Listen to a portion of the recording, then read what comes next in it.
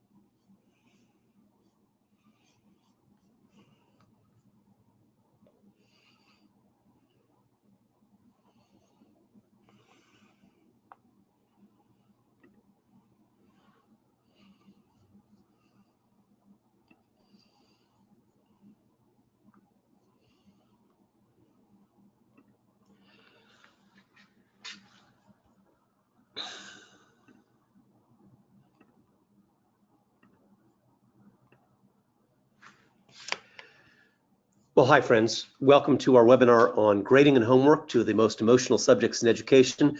The good news is that if you're willing to give us a few minutes of your time, you'll learn how to make a difference right now. And by right now, I literally mean in the next few weeks. You'll learn about changes that you can make that will improve student achievement this semester. And I want to make really clear, this is not just about improving achievement. Every time, bar none, we see grading reform takes place, it does in fact reduce the DF rate, but it also helps high achieving students. It helps improve faculty morale. It helps improve discipline because with fewer failures, there's fewer student disruptions. It just improves the climate and culture of the entire school. So although the title is grading and homework, I really want you to know that this is about much more than that and all the powerful impacts it can have for your entire school community. I also want to extend a personal invitation to have you join us at the Creative Leadership Summit in June 22nd to 24th, 2020 in Boston. It'll be in Boston's Back Bay, a beautiful neighborhood, walking distance of Fenway Park, walking distance of the Freedom Trail, the Boston Common, the Public Garden. And we'll also have a reception at my home, which is also right across the street from the Public Garden. Last year, it was a wonderful event, and people really enjoyed the opportunity to come to my home, get to know me better, and I really look forward to getting to know you better. So I hope you'll consider taking a team and joining us for the Creative Leadership Summit. We have a great lineup of speakers. People, for example, like Jennifer Gonzalez, the author of the Cult of Pedagogy podcast and blog, Pooja Argawal, author of Powerful Teaching, one of the best new teaching books, Kim Marshall, author of The Best of the Marshall Memo, one of the most influential authors in public education, Stacy Scott, author of Making Equity Work, leading international expert on equity. It is a great lineup, and I really hope you'll consider coming to join us. You'll also have time to work as a team as well as learn from our colleagues. So I also want to let you know that there's lots of free research that's available. As much as I'd love for you to travel to Boston, I recognize that's not always possible. So we've made free research and support available, free videos, copies of past webinars, tools that you can use in the classroom, as well as a number of studies and articles, all free at creativeleadership.net. If you're not subscribing to the blog, please do so. You'll get a weekly update on some of the latest and best research. In fact, our most recent blog has to do with the research paradox. Too much research sometimes so that we're drowning into it, and not enough because sometimes there's a lot of stuff out there but not quality. This will help you separate the wheat from the chaff. And if you, a family member, a loved one, or a colleague happen to be working on a doctoral degree, another free resource is finishthedissertation.org. We started this group literally in a church basement in Boston because 69% of doctoral candidates never finish. And I was just at that place this morning, and it's so gratifying that 6 years ago we started this, serving the greater Boston area. We now have students on every continent except for the University of Antarctica. And I want to make sure that wherever you happen to be joining us from, if you, a colleague or a loved one, are working on a dissertation, send them to finishthedissertation.org. It's free, non-commercial, and will help you cross the finish line. Excuse me. So these are the big ideas for today. I want to challenge some of the myths about grading because they are pervasive. And we accept myths because they provide comfortable explanations. They certainly work for us. Things like grades and points motivate students. I'll bet everybody on this webinar is a university-educated school educator, and we really appreciate that. But I just want to respectfully ask, what percentage of your students are going to be university-educated public school teachers? I'm thinking it's south of 100%. And if it is, we got to be really careful about engaging in the myth of attributing to our students the same factors that motivated us. Myths are defeated not with oratory, not with a speech from me, but with actual experience. And that's why I'm going to give you evidence today. Change happens from the inside out. If you want to have change happen in these very difficult issues like grading and homework, you don't do it by listening to me. You do it by creating, as I'll show you in a few moments, models of change inside your system that will show from the inside out what really works for you. So, some reassurances. Whenever you talk about these issues of grade reform and homework, people think, oh, you're just watering it down. You're a bleeding heart from Massachusetts. Wait a minute. We're all on the same side here. We all want students to have academic success. We all want them to have personal responsibility. The only question is, what's the best way to do that?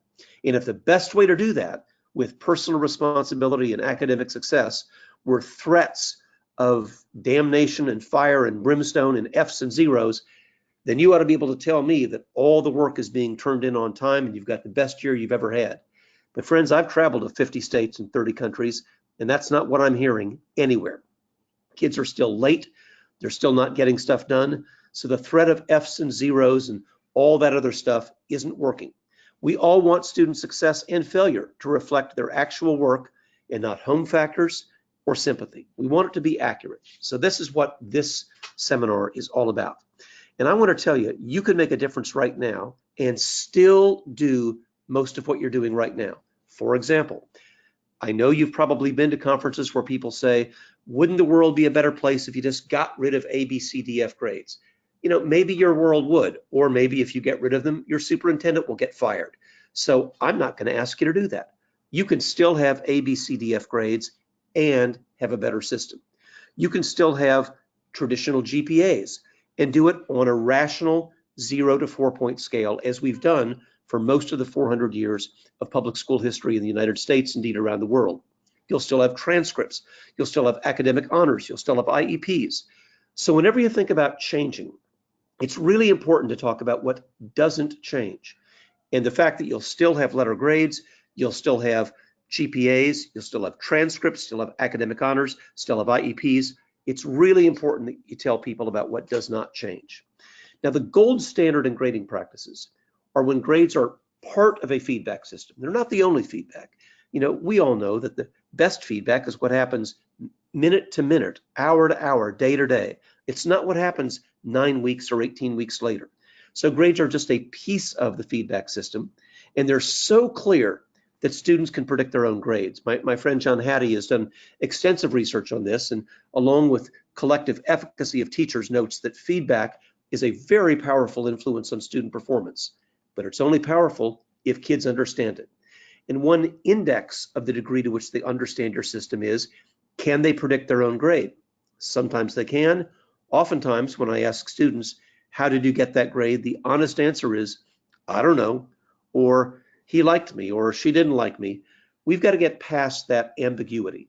A good grading system is so clear, students know where they stand and can predict their own grades.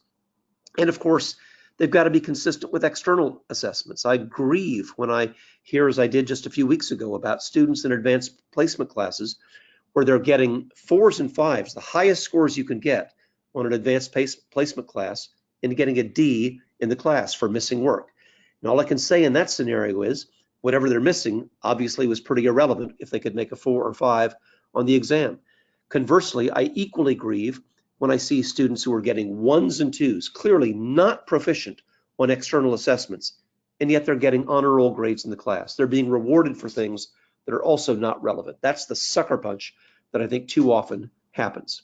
So another part of the gold standard for homework and practice is that it's immediate feedback and coaching. When I ask my friends in the classroom, why is it that we assign homework? It's always because the kids need practice. We agree. So the only question is, what are the criteria for gold standard practice? And it's not doing it alone at home. Gold standard practice involves, just like your music teachers do, just like your athletic coaches do, immediate feedback and coaching. It's differentiation, different students working on different things. And as my principal told me one time, the term homework may or may not have anything to do with the word home. So students do need practice, but what they don't need is these drills, all for compliance done at home, that do not conform to the elements of gold standard practice. Excuse me. So what's the evidence on homework? Part of the evidence is clear that we punish kids for having single parent families, punish them for being poor, punish them for having parents who work 2 jobs. And we reward people who are wealthy, reward people who have tutors, we reward people who have the luxury of time and resources to spend time with their kids doing homework. That's not fair. And when, as maybe some of you, certainly I have had students who go home to a chaotic environment because there might be 3 families living in a 2-bedroom apartment. That's not a character defect, that's real life for them. And we have to stop punishing people for being poor. And we certainly need to eliminate homework as a part of grades. We never grade practice in every other endeavor, we grade the performance. And at the elementary level, Alexandria Neeson, in her wonderful education leadership article, synthesized 37 studies. And what Alexandria Neeson said is there is 0 evidence of the impact of homework at the elementary level. Now, I know what you're thinking. You're telling me, wait a minute, Doug, I've seen research that says they ought to have 10 minutes per grade, 10 minutes in the first grade, 20 minutes in the second grade, 30 minutes in the third grade, and so on. I know you've heard that research. I have too. But it is 35 years old, and it is completely discredited. It is not true. So I'm not doubting that you heard that and that I heard that, but we got to stop clinging to these earth is flat kind of educational research ideas that might have been true at one point, but they are not true right now. So let's address these myths of grading. First of all, the myth that grading motivates students. Secondly, that grading homework and practice improves their achievement. Thirdly, that grades predict future performance. Fourthly, that punishment will deter unwanted behavior. And fifthly, that grading is a personal preference. You know, it's kind of like our taste and how we want our eggs. Everybody does it their own way. Well, I want to challenge each one of these. The myths are appealing. And they're appealing because people cling to these myths. And I want to give you an opportunity to either text or tweet or use the question function on your webinar to tell me why you think these myths are so appealing. I'm going to wait about 60 seconds and then I'll share with you some of the responses you and your colleagues have had. Of course, I will not mention anyone's name, but I'm genuinely interested in your response. Take about 60 seconds, please.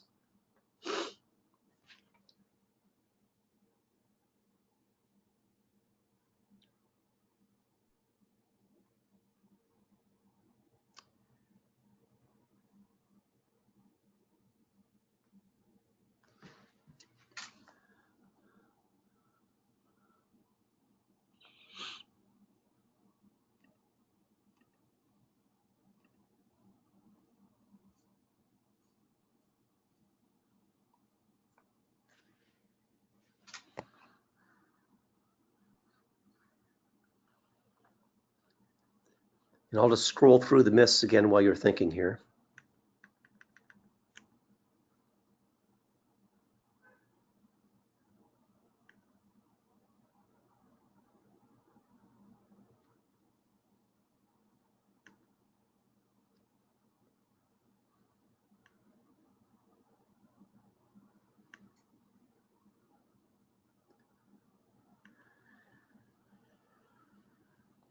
About 20 more seconds, please.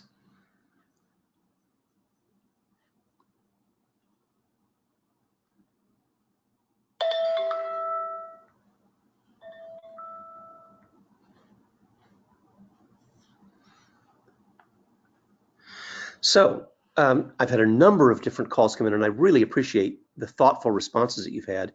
I'll just share a few with them with you so you can see what your colleagues around the world are saying in response to this. Why are these myths so appealing? Well, one of the most compelling responses that you said and that I've heard as well is, hey, it works for me. Interestingly, I've heard the same thing about corporal punishment, even though I hope nobody on this webinar is beating kids anymore.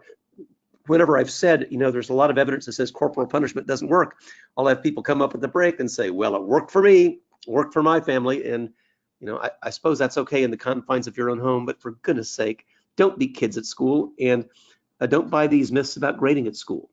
Many of you said, hey, it's easier to stay with what we've already had. And I respect that point of view, but I'm going to respectfully push back. The ideas that I'm going to give you today are way easier than F's and zeros. If you and I can use some of these strategies we learned in this seminar to reduce failure rates, then you avoid repeaters. You avoid the barrage of paperwork at the end. You avoid the discipline problems that happen with failures in your classroom. So I'm going to argue that these ideas are actually easier, not harder, than what we've done in the past. Let's do one more. Let's see. They allow an easy out. That is, you can, let's make sure that I can understand this. The grade is whatever it should be, and that kind of devolves to the individual discretion of the teacher. And I do respect that. I know education has suffered under a lot of micromanagement in the last 2 decades, but I think we have to be really clear that there are plenty of areas where we as educators have got discretion in terms of engagement, in terms of hook, in terms of setting up a classroom, all kinds of things where we have discretion. But we shouldn't have discretion on what I would call safety issues or value issues. And when I see a classroom that has 60 or 70% D's and F's, that is a safety issue, because that is ultimately going to lead to kids dropping out of school, which has a lifetime of consequences on everything from economic poverty to food insecurity to a lifetime of public assistance to excessive Medicaid and Medicare use to excessive criminal justice system use. In other words, if it's a safety issue, I'm not sure it's discretionary. So let's take each one of these myths in turn and address them. Number one, grades motivate kids. Well, in a perverse way, I suppose that's true, because toxic grading systems do motivate kids to quit and to fail. And I'm not sure that's the kind of motivation that we really wanted. But I got to tell you, a lot of teachers think that grades will motivate them because I'll add 10 points for this or take away 10 points for that.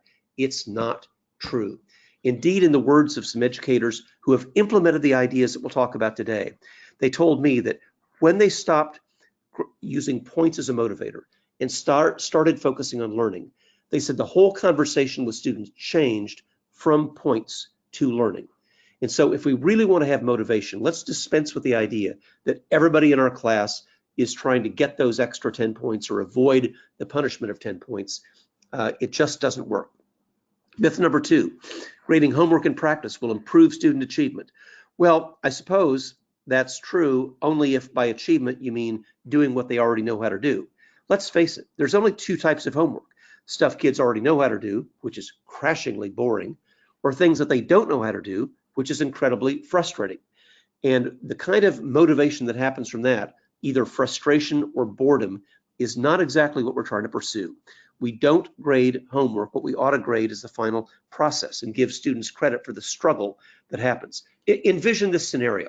Let's say perhaps we have some coaches on this webinar and your worst nightmare came true and I'm on your basketball team and I'm sitting there trying to shoot free throws and I miss 15 in a row. But thanks to you as my coach, you come over, you improve my stance, improve my ball handling, improve my shooting, and I make 15 in a row. Now let's think about this. I missed 15, got good coaching, made 15. I think everybody on this webinar would agree that's a really good practice thanks to a really good coach. Missed 15, made 15. But what if the same thing happened on my math homework? Missed 15, made 15.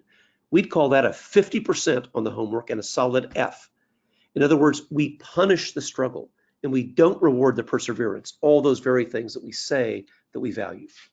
Myth number 3, grades predict the future performance. Well, if all we're looking for in the next level of learning is sullen compliance, I suppose that's true. But I've got to tell you, I hear so many people saying, well, I've got to have really bad grading practices, Doug, in middle school and in high school, because after all, there's going to be really bad grading practices in college. Maybe that was your recollection, perhaps mine as well. But that was then, this is now. And in an article I wrote about what colleges really need now, one of the things that they need is students who can take and use feedback. It is simply a myth that in college, or for that matter, in the real world of work, you got to get it right the first time. In the real world of college and work, you got to submit work, get feedback and improve it. Get feedback and improve it. Get feedback and improve it. This nonsense that in the real world of college and work, you get it right the first time just isn't true. And I encourage you, rather than recalling your own experiences of years past, to talk to some college teachers who are doing it now. And that doesn't mean they're all going to be universal, but a lot of things that I've heard projected onto college classes simply aren't true. Grading myth number 4, punishment deters unwanted behavior. Well, I suppose that's true if the unwanted behavior we want is coming to school. Let me tell you, friends, if you want to make sure you have chronic absenteeism, make sure kids know that right now they've dug a hole so deep they can't get out of it. Because punishment doesn't make them do better. Punishment drives them away. Now, I'm not a Pollyanna about this, but I'll tell you this. There's a lot of evidence on student motivation, particularly adolescent and pre-adolescent motivation, that tells us that rewards and incentives work better than punishment. And that punishment, when kids feel like they're a failure, gosh, I'm just stupid. I just can't do math. I'm just not a good writer. I'm just not a good reader. All that does is make them not come to school. Or when they do come up, they're disruptive and sullen and non-compliant. I want to make sure that students are engaged, and part of engagement is the opportunity to get better and better and better. Why is it, after all, that students who are disengaged in some classes remain totally engaged in an art class? Because they know that they can tear up that canvas, start over, and get better. Why are they disengaged in one class but highly engaged in a musical class or an athletic class? Because they know that they can get better and better and better. It's the idea of rewarding the struggle and ultimately the performance rather than punishing every mistake that happens in the struggle. And myth number 5, grading is a personal preference. Well, I suppose that's true, but I want to really push back that things like safety is a personal preference. So here are some practical ways to bust these myths. Number 1, let's stop saying, well, Doug, I'd love to do this. You've convinced me, but I can't do anything until the whole faculty buys in. Let me tell you something. When a principal tells me everybody has buy-in, one of two things is happening. Either A, the principal is not really asking for any change, or B, all the arguments are happening out in the hallway. So stop the nonsense that we have to have buy-in from everybody. You'll never get buy-in. Change happens from the inside out, not as the result of some inspirational speech, not as a result of some top-down command or a 21-page single-space grading policy. It's inside out. Try it, test it, share it. That's the way improvement happens in any element of change, but particularly when it comes to grading and homework. We want to encourage experimentation.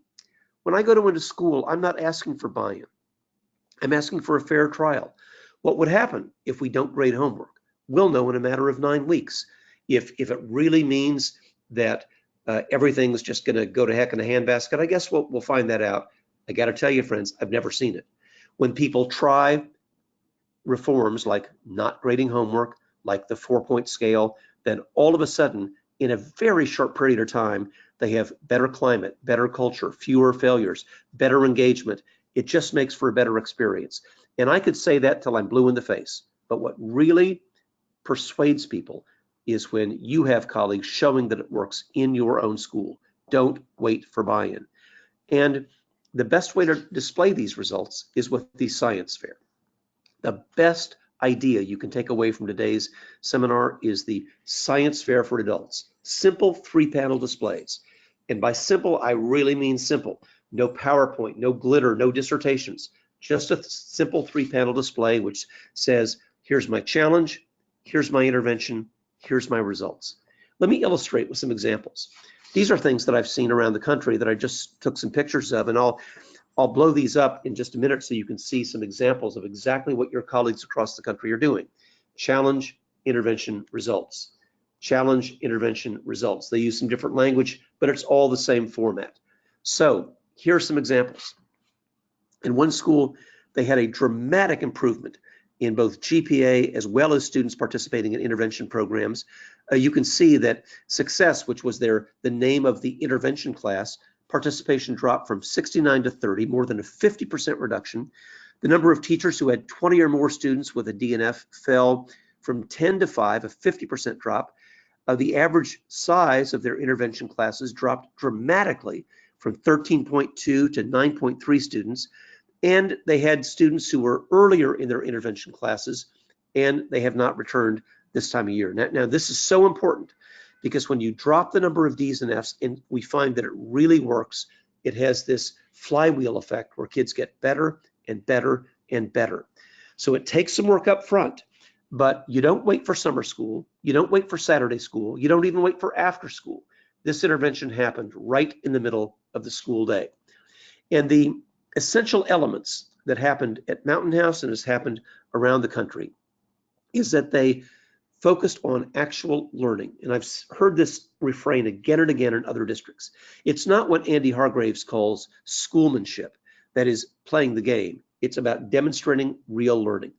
And they also are not easy. These are not playgrounds. They have meaningful consequences for late and inadequate work. And meaningful consequences is not an F or a 0 because kids frankly blow it off. A meaningful consequence is control of their time, either freedom or constraints on freedom. It's absolutely transparent. Kids know what they need to do to demonstrate mastery. There's no guesswork. It's no, the teacher liked me, the teacher didn't like me. They know exactly what they need to do to get better. And it's consistent. Every teacher does it. It's kind of like discipline.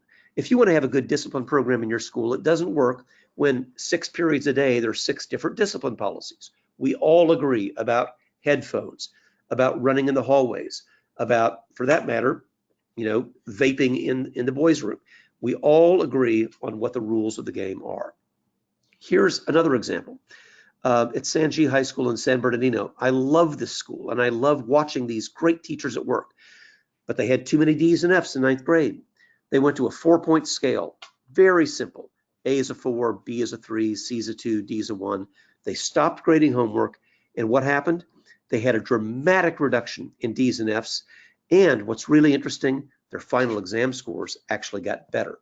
So sometimes when you see this reduction in D's and F's, people will think, well, Doug, you're just a softie. That's grade inflation. It was not grade inflation. This was work inflation. The kids working harder and getting better grades. Here's another example. They had too many failures in high school science. Same sort of thing. They focused on proficiency, not the average. They went to a 4-point scale. In the result, they cut their D's and F's by more than 70%. Now, this was an interesting finding. Note at the bottom, they also had fewer A's. Why? Because when grades are focused on learning, not points, you had kids coming in April saying, well, gee, if I can sweep the floor, if I can do something superficial, I can get an extra 10 points and move from a B+ to an A-. Not anymore. If you want to change a grade, you actually have to demonstrate learning. And some kids will say, well, that's a lot of work. Great, settle for a B. What remained in the A's were A's that really mean something. And in addition, discipline, culture, attendance, all were significantly improved. So this is the sort of thing that we have to think about.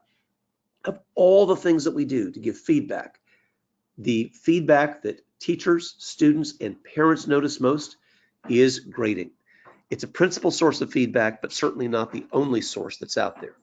So let's talk about how do we conduct the grading conversation. As I said at the outset, rule number 1 of change is deciding what doesn't change. So make sure people know I'm not one of these crazy people who says, get rid of letter grades. If your culture has letter grades, have them. It's the wrong thing to fight, to try to take away grades or take away transcripts, because that's what has people showing up at your next board meeting with pitchforks. So You want letter grades? I'm down with that. Just make them accurate. We'll still have transcripts for college. There are these crazy internet groups out there that says, if you have grading reform, your kids can't get to college because you lose a transcript or they can't get a scholarship. Not true. In the things that I'm talking about, you still got letter grades, you still have transcripts, still have academic honors, still have IEPs. Talk about what's not going to change. Here's a way to have the conversation. And I'm going to stop talking for a minute and let you speculate about the answer to this question. What's the difference between students who make high marks, A's and B's, and low marks, D's and F's? Take about 60 seconds to think about, in your mind, and envision these two kids. One is the A or B kid, the other is the D or F kid. And take a minute to think about that, then I'll resume.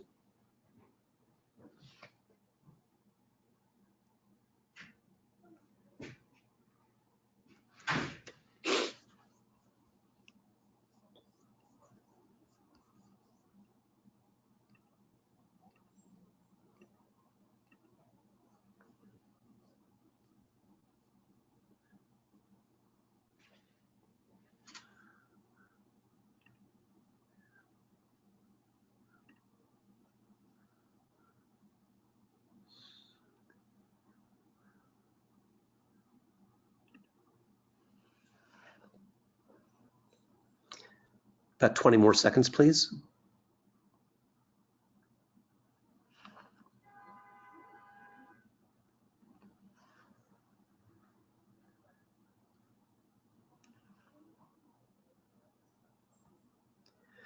So some very, very thoughtful answers to this. Some of you said home support. Some of you said some compliance.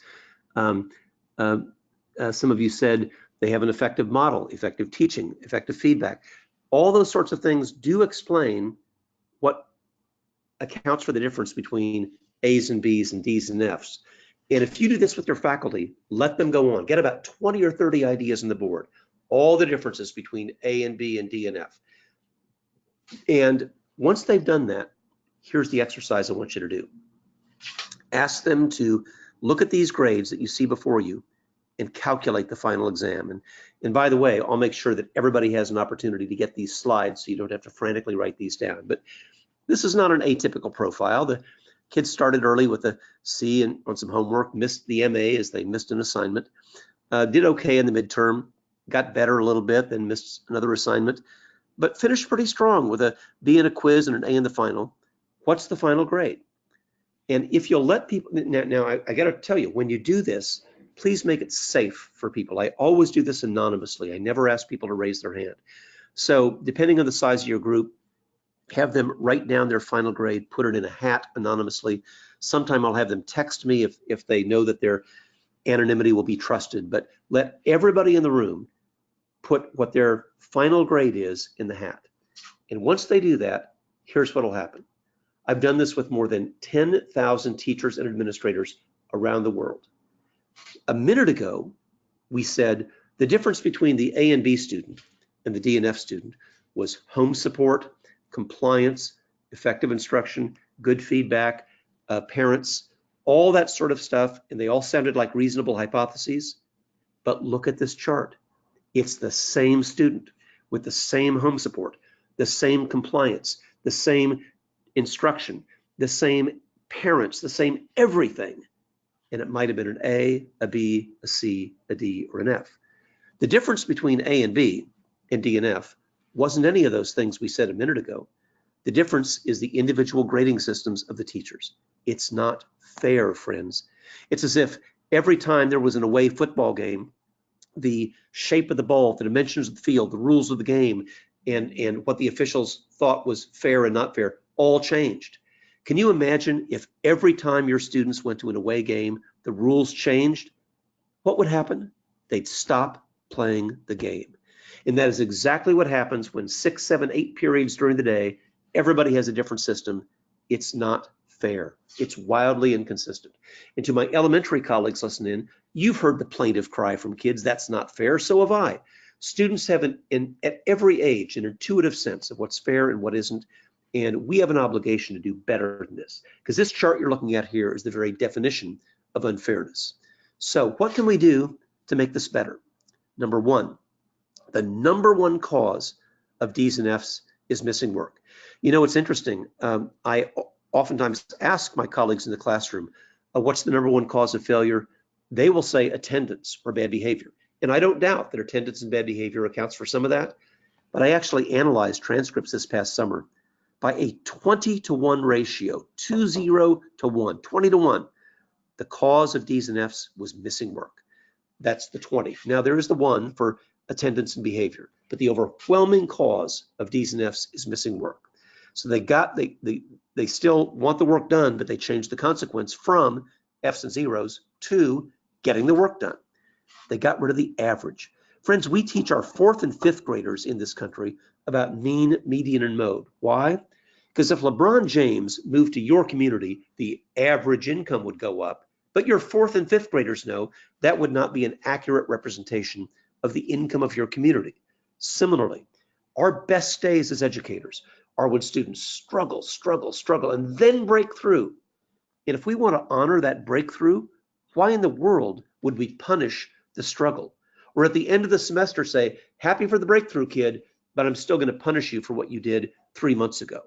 The average is fundamentally inaccurate, and it's not the right way to evaluate kids. Indeed, it is counterproductive. Schools around the world are saying, oh, we value SEL, social and emotional learning. We want perseverance. We want resilience. No, they don't. You can't say that you value perseverance and resilience if you're still using the average, because that systematically punishes resilience. It systematically punishes perseverance. What about the 100-point scale? 100-point scale is an anachronism. You know, we're coming up on 400 years of public education in this country.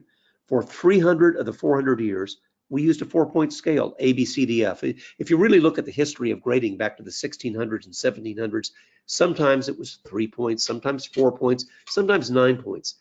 But the idea that we've always done a 100-point scale is not true. In fact, that is an artifact of the early 20th century, when computing machines, the amazing computing machines of the 1910s and 1915s were on the scene, and it created this illusion of precision. And why do I say illusion? Because everybody in this seminar can tell me the difference between an A and a B and a C. But friends, nobody can tell me the difference between an 82 and an 83, because that is a distinction without a difference. Any more than you can tell me the difference between the valedictorian and the salutatorian that is separated by 1/10,000th of 1 point. It's a distinction without a difference. So it's not just unfair, it is inaccurate. Why? Because the 0 on the 100-point scale magnifies the impact of missing work. Here's the experiment to do with your colleagues who push back on this. If an A is a 90, and a B is an 80, a C is a 70, a D is a 60, so that's 10 points between the A and the B, 10 points between the B and the C, 10 points between the C and the D. But if a D is 60 and not turning work in is a 0, that's a 60-point difference. You got to tell me that not turning work in is 6 times worse than doing it wretchedly and getting a D. Nobody can make that case. And here's the corker.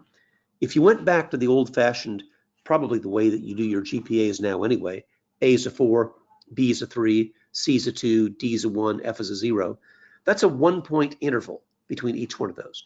And gather your faculty together and ask them, friends, if we use the GPA system, A is a 4, B is a 3, C is a 2, D is a 1, but if you don't turn work in, what do you get? They will say in 4-part harmony, let's see, A is a 4, B is a 3, C is a 2, D is a 1, but you don't turn work in, you get a 0. You agree? I agree. It will not even occur to anybody to say, well, wait a minute. If A is a 4, B is a 3, C is a 2, D is a 1, but you don't turn work in, you should get a -6, because after all, not turning work in is 6 times worse than a 0. Nobody's going to say that. It won't even occur to them. That just proves how mathematically bankrupt the 0 on the 100-point scale is. Now, parenthetically, I want to note, some of you are doing minimum 50, and I get that. That's how you avoid the distortion of the 0. But let me tell you the trouble you buy when you do that. Somebody's going to show up at a board meeting and say, well, wait a minute. If I didn't show up for work, I wouldn't get 50% of pay. A 0 is a 0. So I've stopped fighting that battle. You want to have a 0? Fine. Just make it a mathematically accurate 0. And a mathematically accurate 0 takes place in a 4-point scale, not a 100-point scale. Hey, what about late work? You want work in on time? Me too. I want these kids to be absolutely responsible. But F's and zeros aren't working. We've tried it for a century. Let's do something different, like have consequences that adolescents really respect and value. And that includes appropriate intervention, including restrictions on time. I'll share with you some other things that are working around the country. And we're so focused on punishing kids. What about incentives? Incentives for early work are far more effective than punishment for late work. I've also seen good luck with the menu system. Hey, you blow a test, I'll give you one retake. Everybody has a bad day. But I'm not going to have 7 or 8 retakes, as is happening across the country right now. After one retake, I'm going to give you a menu. Show me something else that you can do to demonstrate proficiency. And I'm going to make those choices hard so that you'll decide it might have been easier just to get the assessment right in the first place. So friends, I will tell you, if you don't get grading right, nothing else matters. You can have all the best standards and all the curriculum and all the fancy technology. It doesn't matter if a bad grading system cuts the legs right out from under you. So let's talk about some short-term wins. I promised you to be really practical. Here's some ideas that I'd like you to consider that I've seen around the country. Let me ask you this. You think your faculty morale would be better if you went into every weekend with 100% homework completion? And to my secondary friends, how about if you never had another argument over athletic eligibility, because all the athletes are ready and we're not arguing about it, we're not speculating, we know that they're ready because homework's done. How would it be if you had fewer failures and fewer repeaters, which means I get to teach more electives? We all have things that we love to teach because we love our subjects, but we can't do it because we've got 3 sections of 9th graders repeating Algebra 1 and in Biology 1. We'd have a better faculty morale if we had fewer repeaters. And can we really make these changes in the short term in 1 year, even indeed 1 semester? Here's one system that did it. And this is the Cardinal school system in Iowa. The red line represents the failures before, the green line after. Now, was this some fancy technology? No. Some expensive intervention? No. Some corporate program? No. All it was the faculty got together and did catch-up Fridays. And between Monday and Thursday, if your work's squared away, nothing happens. You go to school on Friday morning as usual. If your work is not squared away, we're not going to wait till the end of the semester. We're not going to send home letters. We're not going to beg and plead. Friday morning, you go to the catch-up room. And you may be there for 10 minutes or 20 minutes. Maybe you're there for an hour or 2, but you're going to get caught up. Look at the difference between the red line and the green line. Same teachers, same students, same curriculum, same assessments. The only difference was the opportunity to catch up, not at the end of the semester, but every single week. I've seen many variations on this theme, but it all has the same thing in common. The catch-up doesn't happen after school on Saturday. The catch-up happens during the school day. Let me anticipate some of your objections. But those kids, Doug, in the catch-up room are missing Friday morning instruction. Look at the red line. Those kids were missing Friday morning instruction because they were flunking even though they were there. So let's get them caught up. Well, wait a minute, Doug. I know some kids that are just belligerent and are different and they won't do it. They'll refuse. Hey, me too. I've had some. 15 kids like that. Now, I'm not saying it's perfect. I'm just saying going from 385 Fs to 15 is pretty darn good. And what about behavior? It is a legitimate thing for teachers to say, what's in this for us? How about cutting the number of suspensions in half? Would your life be better if you had fewer suspension hearings, fewer repeaters, fewer angry and disruptive kids? Mine too. Attendance even got better. Now, what's interesting is that, as you can see from the chart, that happened several years ago. So I called Mr. Pedersen, the superintendent, and said, hey, was that a flash in the pan or is it still working? Here's what he told me. They've had a net gain of more than $1 million. More kids succeeding, fewer kids leaving. That is money in the bank for that school. The dramatic reduction in failures and suspensions remains in effect. And Mr. Pedersen said the faculty morale is dramatically higher, but he was very honest about this. It didn't start out that way.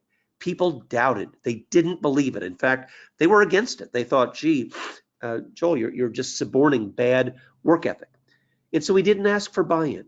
He asked for a fair experiment.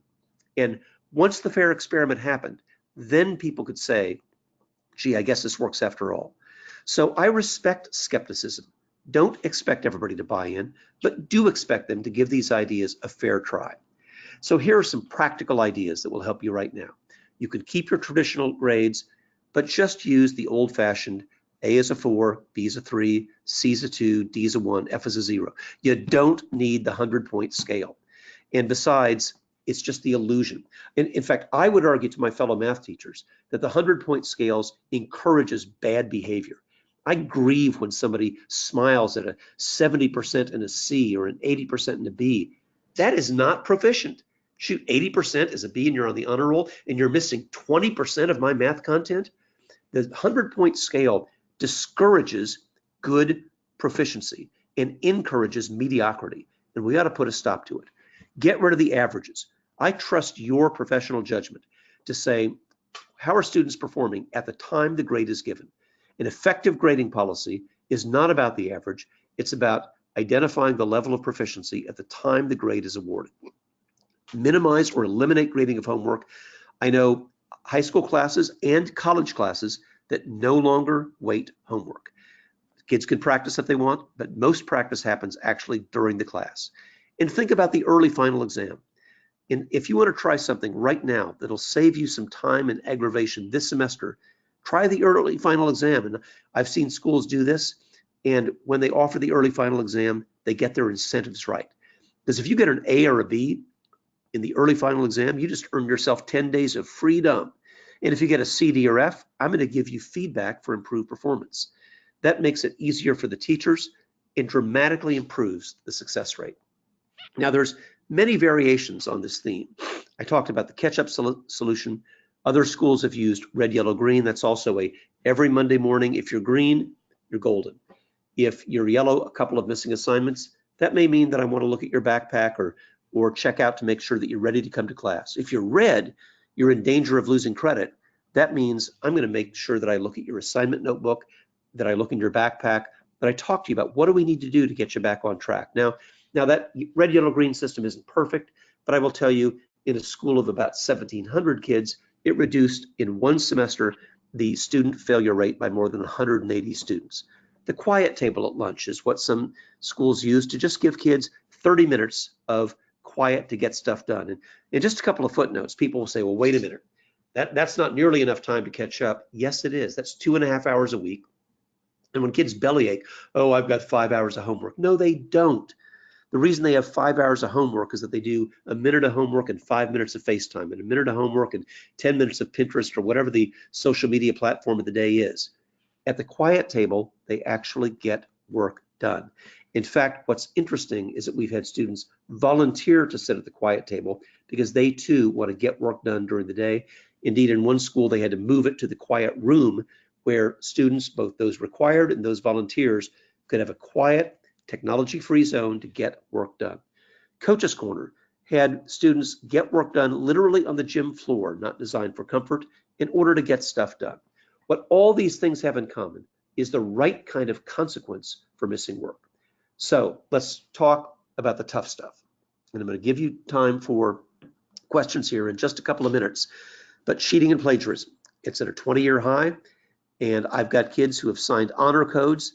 Their parents are wonderful people, and they don't know what plagiarism is. They think it's just being efficient. Of course, you copy and paste. That's what their older siblings did to be on the honor roll. And there was a really interesting study that when kids were asked, is cheating okay? They'd say, of course not. And then the questions continued. Well, but what if your friend didn't sleep last night? More say it's okay to copy. What if your friend's parents are getting a divorce? What if your friend is totally stressed out? What if your friend is threatening to harm herself? And with each escalation in the trauma of this friend, cheating was more and more justified. And it only happens because we have placed such a high value on homework rather than an actual learning in good communication with students, where they literally rather cheat than they would have an honest conversation about what they need help on doing. Plagiarism, it's all about citation. So before we get all angry and judgmental, the difference between plagiarism and citation is, did they say, according to Dr. Samantha Jones, on this date in this sort? If they copied it without attribution, that's plagiarism. The remedy for that is actually doing the citation. And I have to tell you, I was in Dearborn Public Schools in Michigan, third highest performing school in the state, superintendent of the year, wonderful, wonderful people, even as the number of language learners and students in low-income families are increasing. A great system. Do you know what they do there? In 3rd grade, the kids are learning citation. And when I complimented this one 3rd grade girl on using citation, she looked at me sternly and said, "We don't do plagiarism at this school." Here they are in elementary school learning about citation. And I hope we'll do that in every school represented here today. Group projects, I saw it with my own eyes a couple of weeks ago. 1 kid doing all the work, 4 kids getting the credit. We have to be really clear that there's individual accountability. Too many group projects are simply the illusion of collaboration. And when kids refuse to turn in work, I know that happens. I'm not naive, but I think the consequences can't be F's and zeros. The consequences have to be restrictions on time. So, last thing that I'll say before I give you time for questions, and this is perhaps the most controversial part of this discussion, if I haven't been controversial enough in this emotional topic of grading. What about the student who gets honor roll grades, but is not proficient in reading and math? Think about them. And I've asked people to speculate about their characteristics. Well, they're a people pleaser, they're quiet, they never give me any trouble, the teacher likes them. That may be all true, but there's a more technical definition that we in the research community have for these students. We call them girls. And do not shoot the messenger. I know I just offended a bunch of people, but bear with me. What I want to ask you to think about is the data that show 2 things. Number 1, when I looked at students who had non-proficient reading and math scores, but were on the honor roll, they were disproportionately girls, because we reward our girls for things that are quiet and compliant and getting along rather than being proficient, which explains why girls earn more A's. They are more on the honor roll. Do you know that in North America, girls outnumber boys 2 to 1 on the National Honor Society? Where I volunteered, they were 8 to 1. And to the women watching here, look, I'll stipulate you're smarter than us, but you're not 8 times smarter than us. That is a difference. That is a difference all about compliance and being nice and quiet. It is not a difference in proficiency. And I grieve, if you're the parent of daughters as I am, that our daughters are getting all the wrong messages. So I just want to ask where we draw the line. I suggest we draw the line right here. If you would not tolerate corporal punishment, then darn it, don't tolerate toxic grading practices. Because zeros on a 100-point scale represent to me academic corporal punishment. And if you think it's unacceptable morally to beat children, then it ought to be unacceptable morally to flunk children for all the reasons that have to do with toxic grading practices. So I want to stop and listen to you for a few moments. And remember, sincere invitation to come blast. I need to get to my question function here and just answer a few questions before we let you go.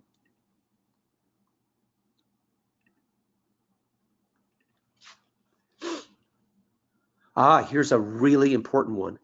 I'd like to do this, Doug, but I can't start it until everybody in my department agrees. I respectfully dissent from that point of view. The most effective grading reforms that I've seen did not wait for everybody to join in, because it never happens. If you wait for everybody to agree at the department level, at the school level, at the grade level, it never happens. What creates change is when a few courageous teachers say, hey, Doug may be crazy, but I'll give it a try. Indeed, some of the best examples have been people who were deeply skeptical of my ideas, but they said, we're educators, we're experimenters. We don't necessarily agree with Doug, but we'll give it a shot for a semester and see. Then they observed the results with their own colleagues, with their own children. That was what was most persuasive. We'll take time for one more question. Where can I get more information about how to have the conversation? Well, first of all, I really appreciate your context there because you have the conversation, not just with colleagues, but with parents, with students, communities.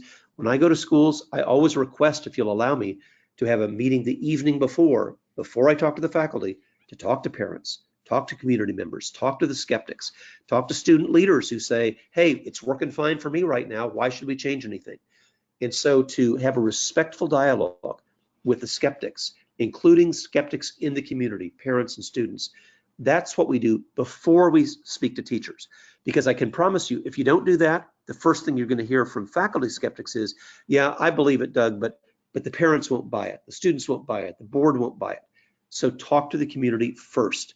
And if you want some ideas on how to do that, I'm happy to continue to have a conversation with you, or look at some of the videos that are free at creativeleadership.net, or for that matter, just get a hold of us. I always am willing to have video conferences and personal conferences. There's all my contact information that you see right there. And by the way, that telephone that you see at the bottom, you can phone or text that. That's me. There's no robots, there's no assistants. That goes directly to me, and you'll always get a personal and respectful response. I'm not saying I've got all the answers, but I do think it's worthwhile at least checking out. Well, you've been a very kind audience. I'm so happy that we have so many people participating from around the country, indeed, number of people outside the US.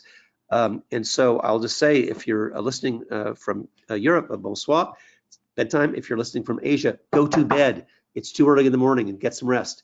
So thanks everybody for participating today. If you want a copy of this webinar, we'll make it available. You want a copy of the handouts, we'll make it available. And as I said, call anytime, and do think about coming to Boston this summer. I'd love to see you. Thanks, and have a great rest of your day.